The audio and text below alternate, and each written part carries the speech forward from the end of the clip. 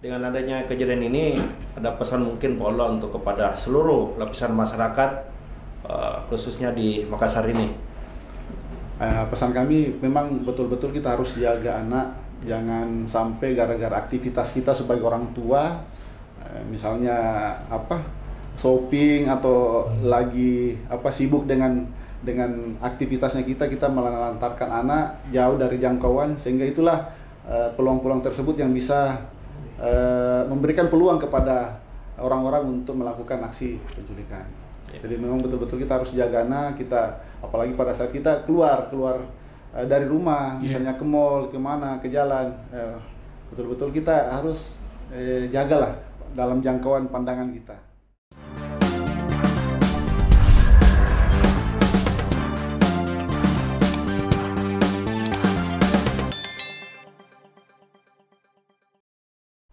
Assalamualaikum warahmatullahi wabarakatuh.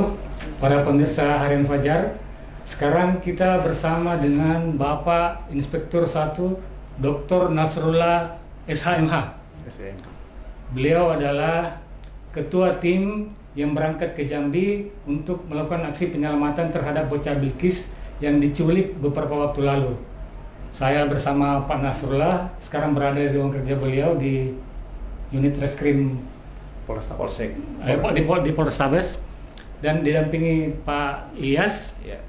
Kami akan berbincang sedikit mengenai berbagai hal terkait dengan aksi-aksi yang dilakukan kepolisian dalam upaya menyelamatkan bocah Bilqis. Sebagaimana kita tahu bahwa bocah Bilqis itu beberapa waktu lalu diculik oleh sekelompok orang dan terakhir ditemukan di Jambi. Nah, tim dari kepolisian yang berangkat ke Jambi dipimpin oleh Pak Nasrullah ini, Pak Ibtu Nasrullah. Selamat Pak Nasrullah atas keberhasilan menyelesaikan kasus Bilqis ini. Pak, kalau boleh tahu, bagaimana sih awal dari keterlibatan Bapak dalam kasus ini sampai kemudian bisa menemukan fakta bahwa ternyata Bilqis itu ditemukan diculik oleh sosok perempuan bernama Ana?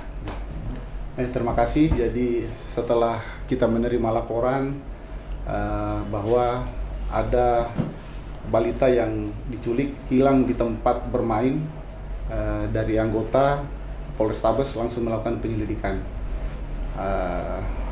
mulai dari TKP, kemudian tim dari Jatanras melakukan penyelidikan CCTV, mengumpulkan informasi-informasi di TKP, ada yang melihat sosok balita yang dimaksud tersebut, dan alhamdulillah ada beberapa petunjuk di TKP yang kami dapatkan, ada yang melihat mengenai arahnya apa semua, kemudian kita sinkronkan dengan CCTV. Akhirnya kita dapat rumahnya dari perempuan yang menarik balita Bilqis ini ke rumahnya tersebut. Bagaimana caranya Pak sampai bisa ketahuan bahwa yang menculik ini adalah perempuan bernama Sri Yuliana ini? Kita kombinasikan bucket informasi, keterangan dari warga setempat, dan juga ada CCTV yang membantu. Ya. Akhirnya setelah Yuliana ditangkap ini, akhirnya kita simpulkan bahwa yang menarik itu adalah perempuan tersebut. Pada saat itu kita akan melakukan mengamankan perempuan itu. Ketika dia kembali ke rumahnya, pada saat kita sentuh pertama kali kosong waktu itu, anggota standby, kemudian pas dia kembali kita amankan. Dari situ kita interogasi kemana anak yang ditarik di Taman Pakui waktu itu. Awalnya dia ngomong kalau dijemput sama orang Jakarta. Kita tidak langsung percaya begitu saja. Kita mencari fakta-fakta apa betul yang dimaksud ini betul di Jakarta atau memang akal-akalannya saja yang ini. Setelah kita melakukan pendalaman, ternyata betul anak itu dijemput oleh orang dari Solo yang mengaku dari Jakarta. Berarti perempuan itu, inisialnya NH Pak ya? Ya, Nadia itu datang ke Makassar, mengambil anak itu dari tangan Sri Yuliana. Betul. Pak, kalau boleh tahu bagaimana sampai terjadi hubungan antara Yuliana ini dengan si Nadia ini? Ada grup adopsi. Mereka terhubung keduanya, tetapi mereka tidak saling kenal. Di grup itu memang ada beberapa pengikut, banyak pengikut yang memang yang mencari anak untuk adopsi. Ya. Akhirnya Yuliana kenal dengan Nadia dari grup ini. Ya, dari grup itu. Kemudian keputusan Yuliana menculik si Bilqis ini apakah atas permintaan dari Nadia ini? Mungkin situasional aja, kebutuhan ekonomi, ada peluang di grup itu, makanya itu yang dijadikan tindakan untuk memenuhi kebutuhan ekonominya. Pak, kalau melihat rentang waktunya kan Bilqis diculik itu tanggal 2 Pak ya? Ya. Tanggal 3 itu sudah terjadi perpindahan tangan dari Nadia dari Yuliana ke Bilqis. Tanggal 3 malam. Tanggal 3 malam, berarti hanya selang 1 hari. Ya. Berarti Nadia memang ini sudah standby di Makassar Pak? Tanggal 3 dia berangkat ke Makassar, tanggal 4 dia balik lagi ke tiket PP ya. Pak, di berbagai media juga dinyatakan bahwa ada beberapa pihak yang kemudian memudahkan terjadinya penculikan ini. Bahkan ada yang mengatakan bahwa karena di bandara itu pengamanan tidak ketat sehingga dengan gampang si anak ini bisa lolos. Padahal kan mungkin ada sisi lain yang tidak diketahui oleh masyarakat gitu. Kalau itu mungkin adalah privasi dari ini kan, dari pihak bandara. Tapi yang kami simpulkan bahwa anak itu memang dijemput dan dibawa ke Jambi melalui transit Jakarta. Oh, jadi memang pesawat langsung Pak ya? Pesawat connecting dari Jakarta, kemudian Jakarta langsung ke Jambi. Berarti si Nadia ini memang sudah punya kontak dengan orang di Jambi bahwa saya akan bawa. Iya. Sudah komunikasi. Berarti setelah sampai di Jambi diserahkan kepada pasangan suami istri ini Pak? Diberikan kepada perempuan MR. Kemudian NH langsung balik ke Solo. Oke. Mungkin bisa diceritakan sedikit si inisial MR ini seperti apa waktu dia menerima Bilqis, jadi disambutnya dengan suku anak dalam ini. Jadi setelah NH ini menyerahkan ke MR, NH ini dijemput di bandara Jambi. Kemudian setelah dijemput dia sempat diajak makan, kemudian setelah itu Nadia langsung dipesan si NH ini langsung dipesankan tiket untuk balik ke Solo.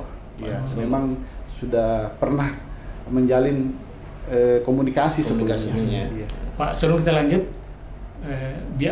transaksi antara Yuliana dengan NH ini 3 juta Pak ya? NH dengan Yuliana ya kurang lebih seperti itu. Kemudian NH dengan MR ini transaksinya berapa Pak? Kemarin 2 versi, ada yang 30, ada yang bilang 15. Satu sisi Mary mengatakan 30, si NH ini bilang 15. Oke Pak. Nah kemudian setelah di tangan MR suami istri ini disimpan beberapa hari, langsung mencari orang yang membutuhkan balita waktu itu. Jadi langsung komunikasi dengan suku anak dalam.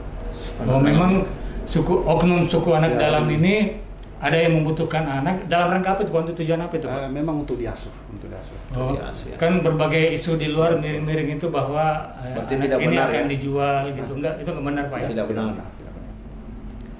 Kemudian transaksi antara untuk sementara itu memang belum bisa kita pastikan, tapi setahu kami melihat di lapangan itu tidak benar yang. Siap Pak. Kemudian ada transaksi antara MR dengan oknum suku anak dalam itu nilainya berapa Pak? Itu 80 juta. 80 juta. Akhirnya Bilqis ini berpindah, dibawalah oleh si oknum suku anak dalam ini. Ya. Itu tujuannya memang untuk diadopsi, diasuh, dirawat Pak ya? Itu dipindahkan lagi ke suku anak dalam. Ada lagi oknum suku anak dalam yang yang ngambil dengan imbalan 85 juta. Sudah berarti berpindah lagi di Pak ya? suku anak dalam sendiri. Kita runut Pak ya.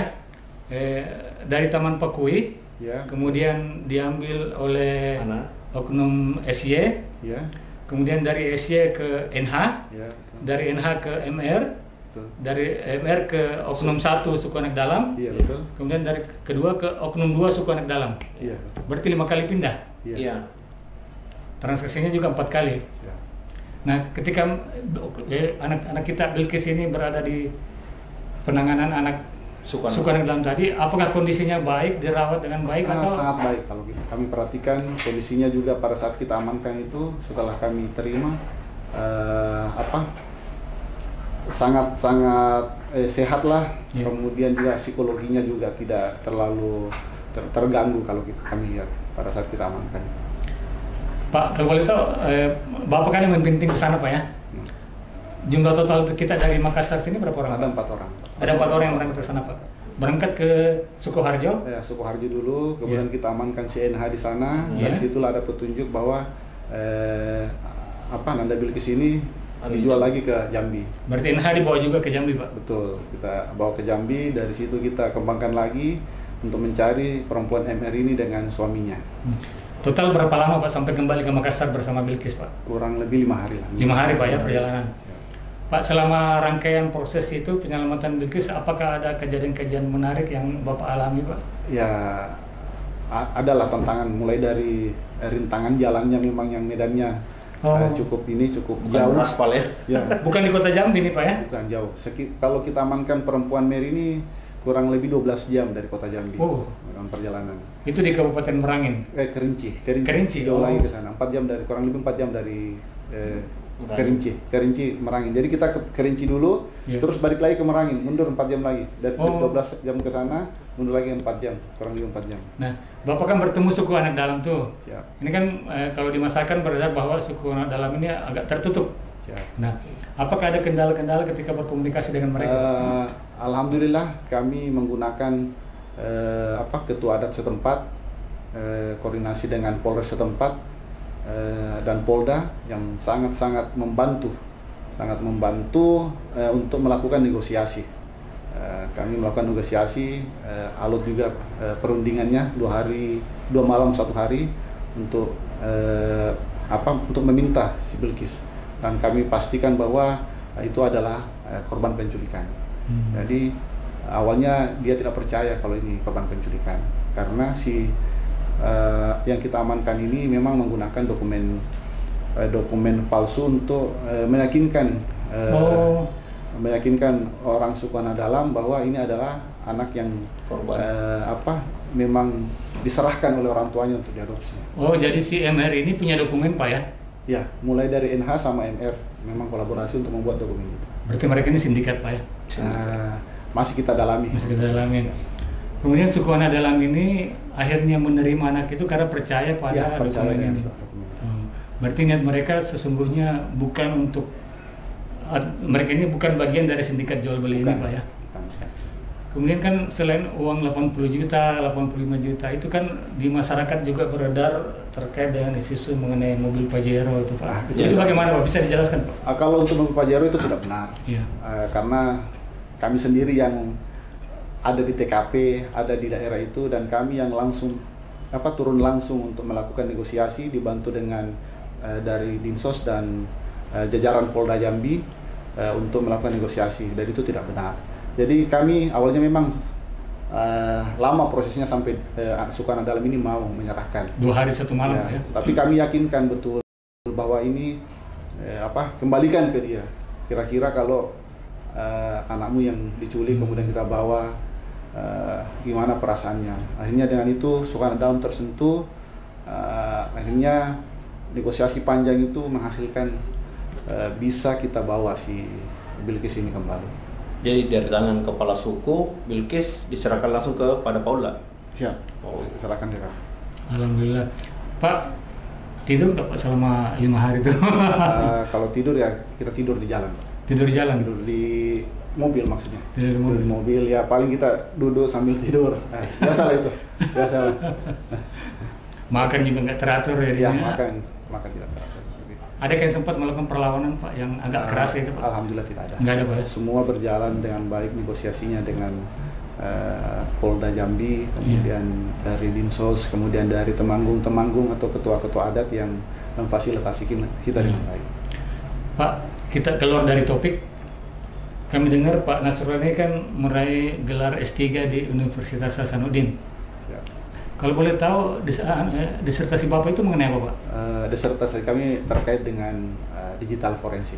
Digital forensik. Ya. Berarti ilmu yang Bapak peroleh dari itu dari kuliah itu sangat berkolerasi dengan kegiatan kalian. Alhamdulillah ada kolerasi antara ilmu yang kita dapatkan di jenjang pendidikan S3 dengan praktek di lapangan.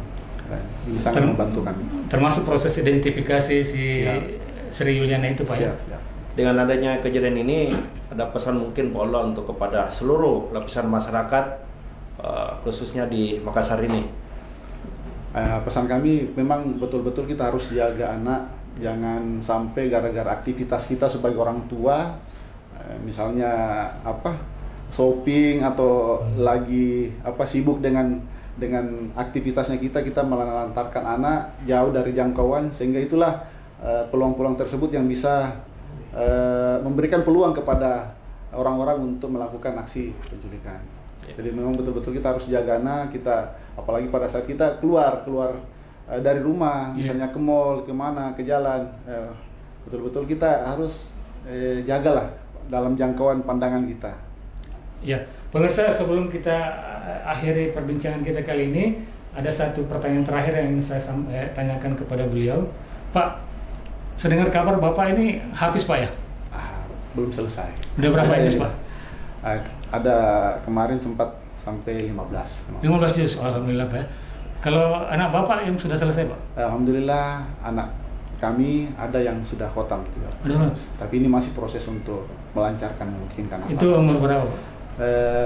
Kelas 5 SD. Kelas 5 SD ya? Sudah, wah, luar biasa. Oke, terima kasih. Terima kasih banyak, Pak Kanit. Sip. Terima kasih Pak Ola atas perbincangan kita pada pagi ini. Silakan.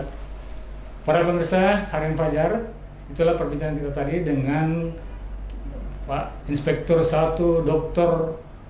Nasrullah SH.MH. SE.MH. Ya. Beliau yang memimpin tim operasi penyelamatan Bilqis dari Makassar ke Sukoharjo, Jawa Tengah, kemudian lanjut ke Jambi selama 5 hari, nyaris tidak tidur, dan alhamdulillah berhasil membawa pulang Bilqis dalam keadaan selamat. Sampai jumpa pada perbincangan berikutnya. Terima kasih.